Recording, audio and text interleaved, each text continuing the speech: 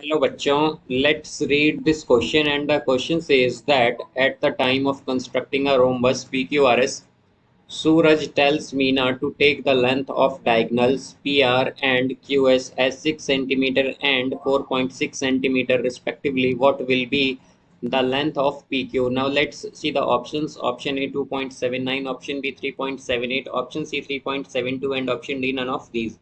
तो आइए अब इस क्वेश्चन को यहाँ पर हम सॉल्व कर लेते हैं। इस क्वेश्चन में कहा गया है कि at the time of constructing a rhombus P Q R S, Suraj tells Meena, Suraj ने मीना से कहा कि जो लेंथ है डायगोनल्स की पी आर और क्यू एस की वो है 6 centimetre and 4.6 centimetre.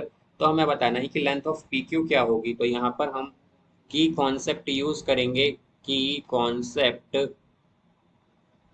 That in rhombus. तो रोम्बस में हमारे पास क्या होता है, rhombus diagonals bisect each other, कि डायगनल्स जो हैं वो बाइसेक्ट करती हैं एक दूसरे को, bisect each other at 90 degree, 90 degree पर एक दूसरे को बाइसेक्ट करती हैं।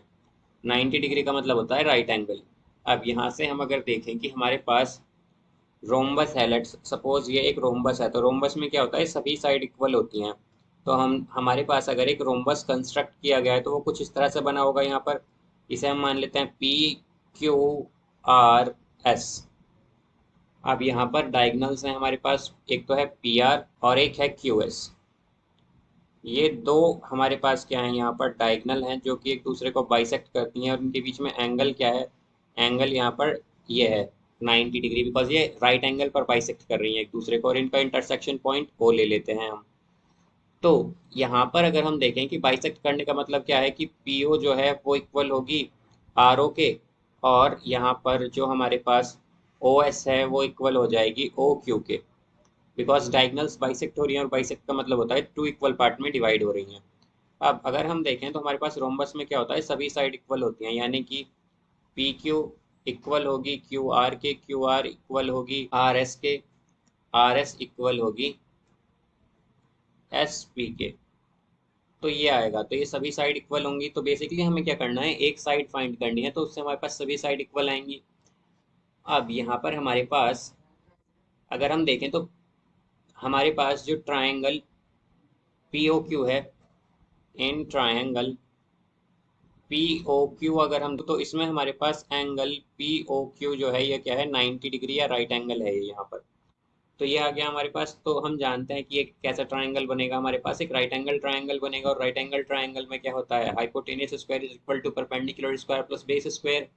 तो यहाँ से अब अगर हम देखें तो हमारे पास क्या आएगा कि हाइपोटेनियस क्या होती है, 90 डिग्री के अपोजिट, तो 90 डिग्री के अपोजिट पी क्यू है, तो हम क्या कहेंगे कि यहाँ पर पी क्यू का स्क्वायर इक्वल होगा हमारे पास O P square plus O Q square के, O P square plus O Q square के।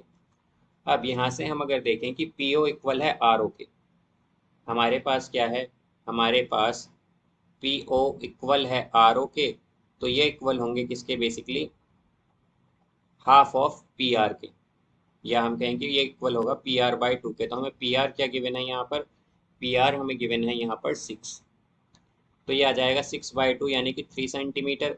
इसी तरह अब अगर हम देखें तो हमारे पास ओ एस और ओ क्यू क्या है, ओ एस इक्वल है ओ क्यू के, और ये है हमारे पास यहाँ पर इक्वल SQ/2 के, या फिर हम कहें कि SQ/2 के, ये हमारे पास इक्वल होगी तो क्या आ जाएगा 4.6/2, तो ये हो जाएगा 2.3 सेंटीमीटर।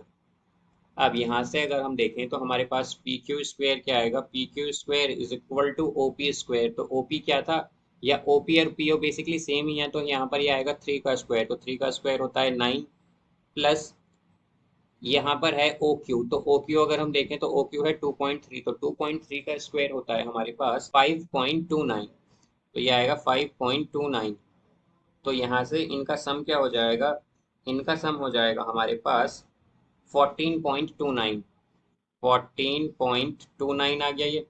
अब अगर हम पी क्यू की वैल्यू देखें तो पी क्यू आएगा प्लस माइनस 3.78 आ जाएगा, ये 3.78। बट हम जानते हैं कभी भी साइड हमारे पास नेगेटिव नहीं हो सकती, तो पी क्यू की वैल्यू क्या आएगी, पी क्यू की वैल्यू आएगी 3.78 सेंटीमीटर। तो यहाँ पर हमें यही बताना था कि पी क्यू की लेंथ क्या है। तो पी क्यू की लेंथ क्या आई है, 3.78 सेंटीमीटर। तो इसका आंसर हो जाएगा यहाँ पर हमारे पास option B, 3.78 centimetre. So I hope you understood it well. Best of luck. Thank you.